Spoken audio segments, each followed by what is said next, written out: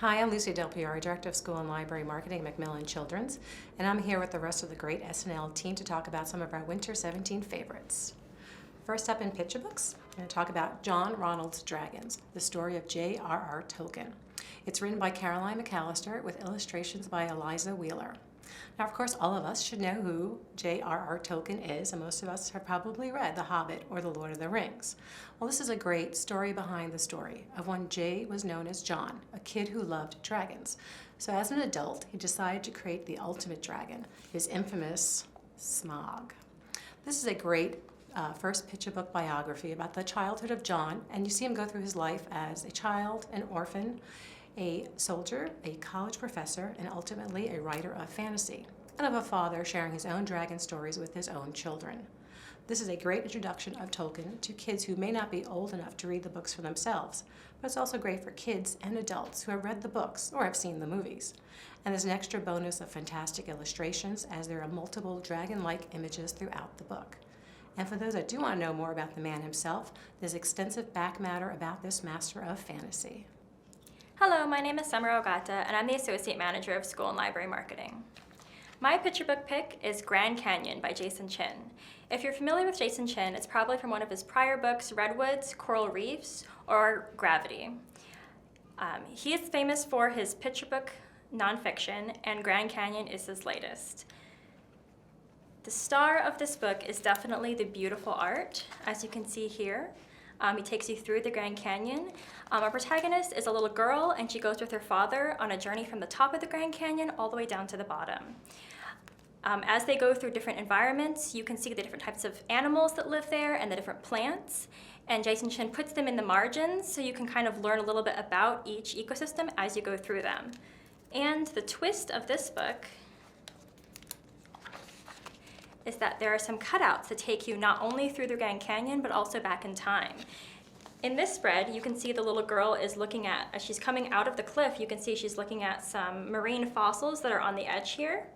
And if you turn the page, you can see how there's a cutout, and you can see what the marine fossils looked like when they first existed, which was when the entire Grand Canyon was underwater. It's amazing to see how what we see now as the Grand Canyon, how it came to be through time. You can see all the different ecosystems, and even in our current time, there's still so many different areas that you can go through. The different elevations and the climates just have such diversity, and it's really cool to see. At the very end of the book, there's a beautiful gatefold where the girl and her father finally make it to the Grand Canyon, and it is absolutely spectacular. I think that this book would inspire so many kids to not only want to visit the Grand Canyon, but learn more about it. And it's amazing that this book allows them to not only travel to somewhere different, but also back in time. Hi, my name is Katie Halata, and I'm the Associate Director of School and Library Marketing at Macmillan Children's Publishing Group. Today, I'd like to tell you about Bravo, written by Margarita Engel and illustrated by Rafael Lopez. This book beautifully blends Margarita's poetry with Raphael's bold and graphic portrait style to create an illustrated collection of poems featuring Hispanic figures, both famous and lesser known, from a variety of different backgrounds and different countries. Figures included are Roberto Clemente, Cesar Chavez, and my own personal favorite, Poor Belpre, who many of you know was a librarian with the New York Public Library System. Bravo will publish both simultaneously in English and in Spanish. Hi, my name is Melissa Croce, and I'm the Marketing Assistant for School and Library at Macmillan Children's Publishing Group. And I'm going to talk to you about Pablo in the Snow by Terry Sloat and Rosalind Bonnet.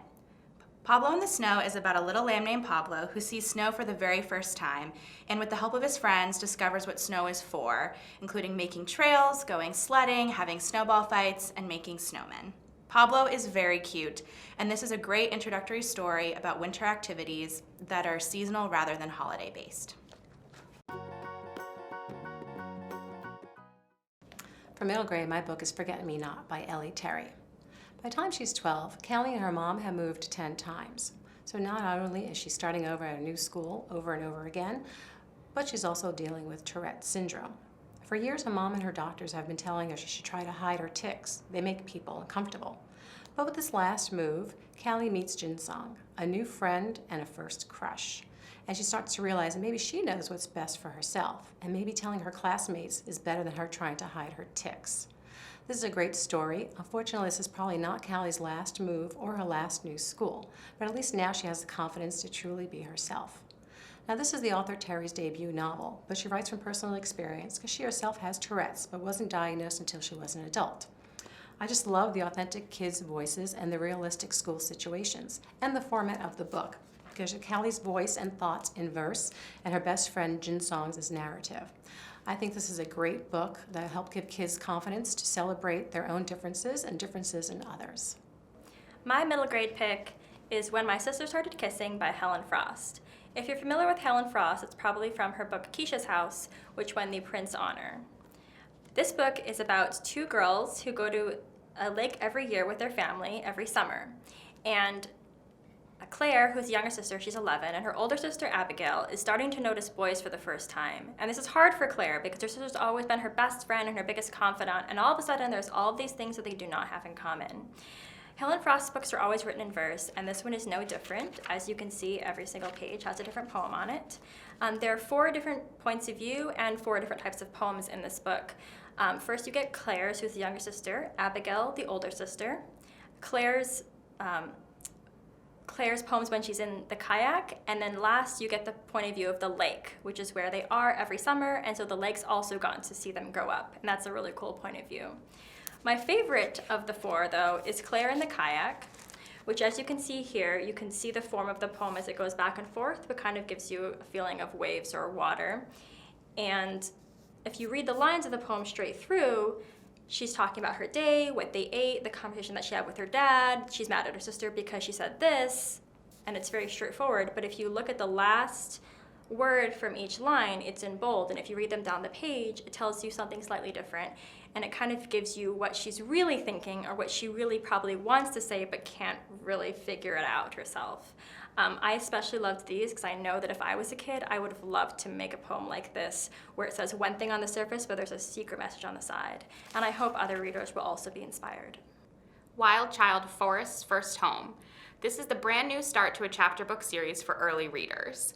While camping with her family, Olive meets Forrest, a boy who's grown up entirely in the wild. Olive's father agrees that he can come home with the family if Olive promises 3 things: that she'll teach Forrest how to behave, teach him some manners, and also how to live indoors. Considering that Forrest doesn't know the meaning of the word behave and has never actually been indoors, this is no small feat for Olive. Black and white illustrations accompany Forrest's crazy antics and are sure to have readers rolling on the floor with laughter. 3 more Wild Child books will come in 2017, and we hope to see many more antics and adventures between Olive and Forrest in the future.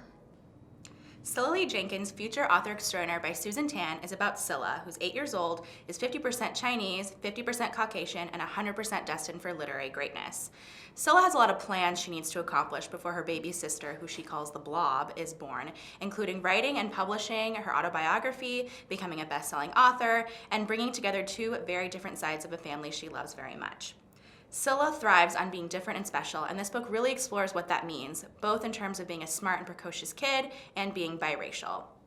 Truly diverse, this is a fantastic story that's written with love, honesty, and humor. For young adult, I wanted to talk about The Cruelty by Scott Bergstrom. 17-year-old Gwen's life changes drastically the day her dad disappears, and it gets worse as she soon starts to realize that he wasn't just an ordinary government diplomat. Once she breaks a cipher code they left behind using the classic novel 1984, Gwen is soon traveling through Europe under a new identity and training to be an assassin. She has to build up her own internal cruelty in order to deal with the criminal underworld she soon finds herself involved in, and that includes thugs in tracksuits, arms smuggling, human trafficking, and double agents. We call this Taken meets the girl with the dragon tattoo plus the Bourne identity. There's lots of vivid characters and lots of action, including violence. This is not the typical book I find myself drawn to, but I was so involved with the book and with Gwen that I almost missed my train stop. I definitely feel this is a YA book with adult crossover appeal, and lucky for readers, a book 2 is planned. My YA pick is Megan Linus by Hannah Nowinski.